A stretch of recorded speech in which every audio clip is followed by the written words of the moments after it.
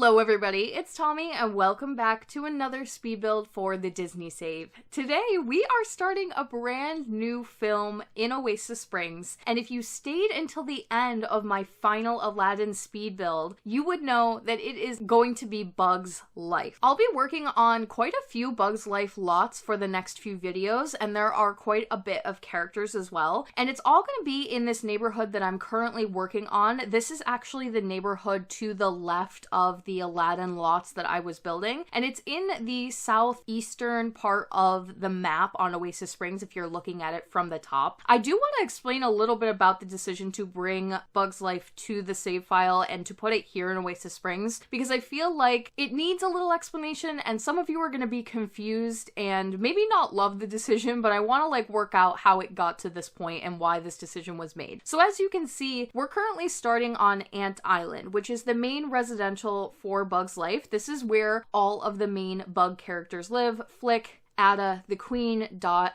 and then the ant colony. They all live in the underground tunnel system, and they live kind of on this island, if you will. It's an island to them, but obviously in the human scale it's not. With the tree overlooking, and that's the tree that they use as a basis of time for the whole, plot of the film, yada yada. So of course I wanted to start out with that one, and the next video will be the creative sim for these guys. They're a little bit weird and wacky, but I really like how they turn out, so hopefully you guys will too. But as you can see when I'm starting today's speed build, this area of Oasis Springs is actually very, very green and lush, and it's also very modern. It's got a lot of light posts, lamps, signs, background scenery. You can see gas stations and things way off in the back. So when I was planning Oasis Springs, I had kind of a list of films that I thought was going to go here. And of course, Aladdin was one of them. It was actually one of the films that I knew I had to make work here because I can't foresee where else it will go in a future world. So I knew Aladdin would go here. But the rest of the movies, it was very much up to patrons, a little bit of planning, give and take. I wasn't completely sold on anything else. Oasis Springs has actually been probably one of the most difficult worlds to plan for quite a few reasons. One, it's a very large world. So I could probably get 4 or 5, maybe 6 movies in this world realistically. There are a lot of modern elements to it that you have to sort of ignore if you're doing certain movies like Aladdin. The lot sizes are a little bit all over the place in my opinion. You have a couple of them that are very, very large that I knew I was going to be reserving for some of those bigger builds like Agrabah Palace. It's also sectioned off by neighborhoods, so a lot of the lots face one another in circles, which meant that grouping the areas by movies for the most part made the most sense aesthetically and will help keep everything looking super cohesive. And then something that I always do when I pick a new world and we're planning everything out, I'll go and clear all of the lots and make the world completely blank, and then I'll visit every single one of the lots and just kind of look around and get a vibe for the place and see what I'm working with. How much space do we have? What does the scenery look like? What are the plants like? Just so we can think of all possibilities and ideas that could go into the world. And Bugs Life was brought up, but mostly as a filler idea, something that could be included in that 5 to 6 movie list as a filler, can do a couple things here and there just to bulk out the world a little bit. Especially because, in my opinion, I don't think Bugs Life is one of the most popular Disney movies, and I think a lot of you are going to be really surprised how much Bugs Life I'm actually going to be doing for this world. I think it's getting 5 lots total, which is a lot, but it works out this way best for a few reasons. Besides the fact that this area of the map is not deserty at all, there are obviously some plants and things that kind of lean into the aesthetic of that, but it's super bright green and lush and modern, so to pick a modern film made a lot of sense, and also picking a movie where the lots are not super large, because this area in particular has a lot of really small lots. So I needed to have a movie that was modern, could kind of fit any blank aesthetic, or could go into a world that's got this more greenery, regular scenes, town vibe. But I also knew I didn't have a lot of building space. Whatever I was going to be making, it had to be a little bit more minimal. Couldn't do a lot of those larger ideas or things that were going to take up bigger scale environments. So Bugs Life quickly became a movie that was no longer a filler and more so one of the main films that I'm going to be focusing on for this world. world. The other thing is, The Sims 4 just keeps adding worlds. And when I initially started the save file, I feel like I really just thought there were certain movies that weren't going to get a lot of attention. Bugs Life is definitely one of them. Atlantis is one of them. They just don't have a ton that I could like pull from, build from, ideas that I could actually use. And then if I am limited in space on what I can actually do, I want to pick some of the more popular movies, right? But as The Sims keeps adding new worlds, we're getting so much more room for me to explore ideas and movies that I wasn't going to have a ton of space to focus on before. So although this might feel like a lot of Bugs Life, and it definitely is, it's going to be a lot of really fun ideas. That movie actually has quite a few scenes and locations that can be translated over into really fun builds. I came up with a super fun rental that I'm excited about, so this world's actually going to get 2 rentals, which is new to my save file. I only usually do 1 per world, but we just had so much room I was able to pull it off for the space. And these builds are a little bit smaller, and they're smaller scale, but they're also just more simple in design. A lot of them are in scale to the bug characters themselves, and usually repurposing like human objects into something that's more livable for them. So they have, for example, like they'll use cans as tents, or you'll see kind of like food wrappers and things like that as little houses and homes. So I'm excited about the concept of like recreating some of those more human-like objects and turning them into livable, usable spaces. It'll create some very unique builds, including today's build, which is obviously Ant Island. This is the main residential where the ant colony, Flick, Ada, the queen actually live. It is an island to them in scale of like what is going on in the movie because they're super tiny. And I think one thing that's important to remember is we are going to be doing a lot of Bugs Life for the next couple of videos. It's actually all the lots like immediately in this area, the one to the left of this one, the one right across the way, and the one kind of kitty corner to that. All going to be Bugs Life stuff. A lot of the builds are going to be in scale to the characters themselves. This is one of those ones where it technically isn't in scale to the character because this tree would have had to have been like double, triple, quadruple the size, and I felt like it would just look so funny to oversize it just to get the scaling right for the characters. So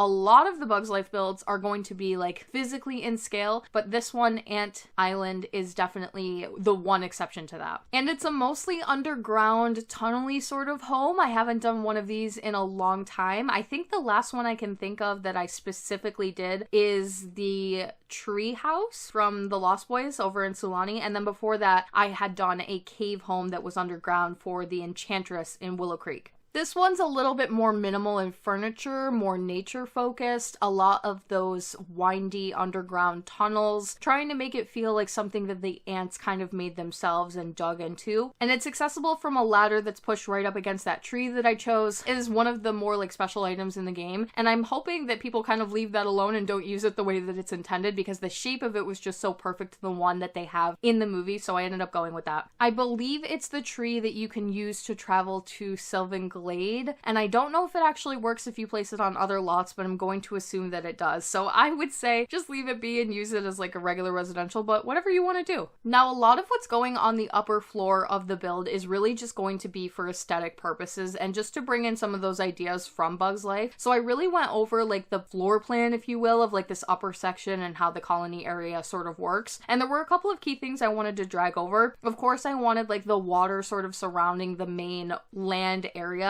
It is supposed to be like an island to them, but it has to be connected somehow with like some sort of a walkway for Sims just to make it functional. Obviously, certain plants, the really tall grass, some clover, certain low-laying shrubbery, that was really important. And then there were like 2 really big things that I wanted to have, which was some kind of reference to birds. So I put some tree stumps on this lot. They are the ones that spawn birds from Cottage Living. And then the other one was the food offering for the grasshoppers that they sort of create. And again, this is another item that it's not technically in scale to the characters, but if I made this like super big, I would have ended up just making this huge bowl of food and it wouldn't have looked very good. It doesn't make a ton of sense. At least this way, it looks just like a normal kind of like tree, little pond area that you might be walking past when you're walking down the sidewalks there. It kind of creates like a more normal looking version of what this lot is supposed to be. And then you've got this whole residential hidden underneath. So I actually used some bowls and just some little plants and things, and the seeds and the fruit that I put inside of the bowls as the offering, those are little balls of yarn. Very simple, just there for aesthetic purposes. A lot of this build is, if I'm honest.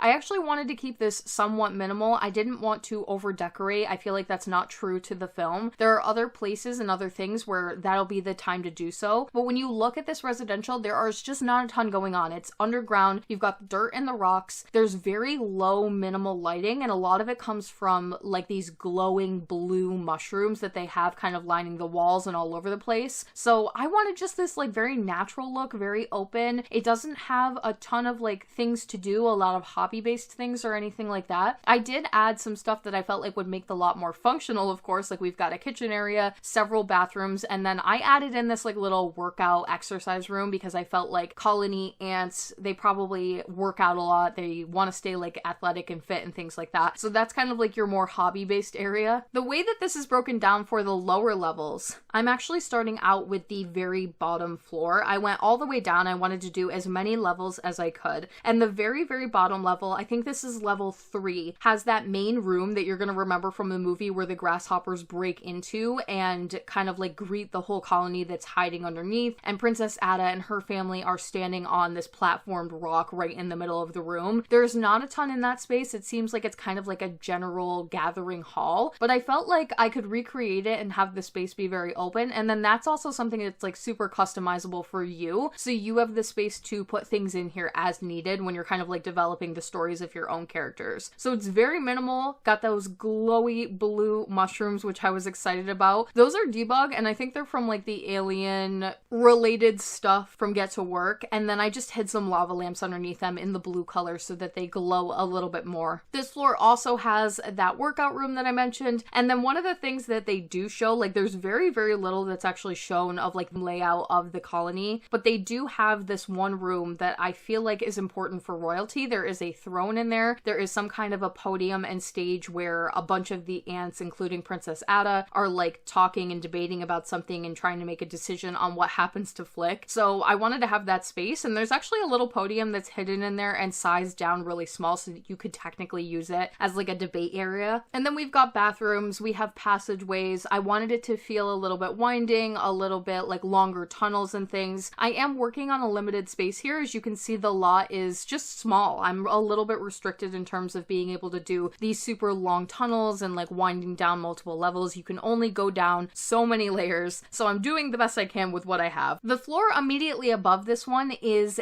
just like a passageway, tunnel, general decor. There's really nothing there. It was more just to give the lower depths of the floors underneath. And then the one that's actually right down as the main surface level, like the one that you would immediately enter when you go down the ladder once, is going to be like the general living quarters. So this includes several bedrooms. I think I've included 6 total. One of them is a little bit bigger than the others and a little bit more distinct in terms of decor, so you can definitely tell that that's supposed to be the queen's room. I did want to use more color in this area and a little bit more furniture that isn't as natural looking because of the way that I had designed the characters for Bug's Life. You'll see them in the next video, and they turn out just kind of like bright and colorful for certain reasons. I think it does lean into like the look of them character-wise, but there's a couple of decisions that were made in terms of their character design that makes them really lively and bright. So if I was going to bring something that was a little bit more modern looking and a little bit more interesting in terms of not just doing nature-based things and bringing in like more modern objects, this was definitely the space that I was going to be able to get away with it. Fortunately, I do get a little bit of reference on how the bedrooms would look in the ant colony because the ladybug character, whose name I cannot remember right now off the top of my head, has a scene in the film where he is recovering from an injury and the characters are taking care of him in a space where he's like laying down in a bed, so you get to see what their beds kind of look like, what their lighting looks like inside of a bedroom space. And so I'm replicating a lot of that here, still trying to keep it natural looking and plant based, but I still wanted to be functional and I still wanted to use some of these more brightly colored objects, including these giant flowers and the leaves. They come from, I think, like the splash pad stuff. I think that's from High School Years potentially. I'm not really sure at this point. I've never used these items. I've been kind of holding off for a couple of specific builds that I've been thinking of in the future that these would really come in handy. And then when I was doing these bedrooms, I just felt like this was one of the perfect ones. Like, of course they would drag in certain plants, really comfy, cushy flowers, and kind of use those as the bed. Now I can't make them like functional beds necessarily without a lot of like intricate tool work, but I can sort of put them there over it as like a representation of the idea of that, and I do like how it turns out. And the mossy kind of like carpets, you get the vibe. It definitely comes out pretty close to what I imagined in my head, and they're actually all very, very similar in terms of bedrooms. Princess Ada and Dot have almost identical bedrooms. They're just laid out a little bit differently, and then the way you can tell where like the ant colony, the worker ants if you will, live on this floor is that they don't have like the flowers. They just have leaves in their room, so it kind of breaks off each side of this floor, one half being sort of dedicated to the royals and then the other half to the ant workers. There are also a couple of things in here that are for the queen's dog, as I will be doing it in the creative sim. You'll see him at the very end. She has this little like creature, I think it's called an aphid or something close to that, and I read a little bit about them, and apparently ants keep them sort of as like livestock to help assist them with work around the house. So they are very much pet-like to ants, and I wanted to include that in the household. It's going to make like a fun addition. So there are a couple of beds around for the future dog, and there are some different feeding bowls and things like that on this floor as well in the queen's room and in the like general living areas. And I know that was super quick today, but a lot of the Bugs Life builds will be kind of quick. These are going to get banged out over the next couple of weeks pretty rapidly. However, I am actually going to Disney World in the next coming days, so there is going to be a little bit of a break in videos in a couple of days. You might get a few more, maybe one or two more before I go. I'm excited to talk to you guys about all that when I come back. Let me know what you thought of today's build, and if you're excited for Bugs Life in the comment section down below. If you'd like to support the Disney Save on Patreon, you can do so by clicking the link in my description box down below or the one at the end of the video. Thank you guys so much for watching today, and I will talk to you all in the next one.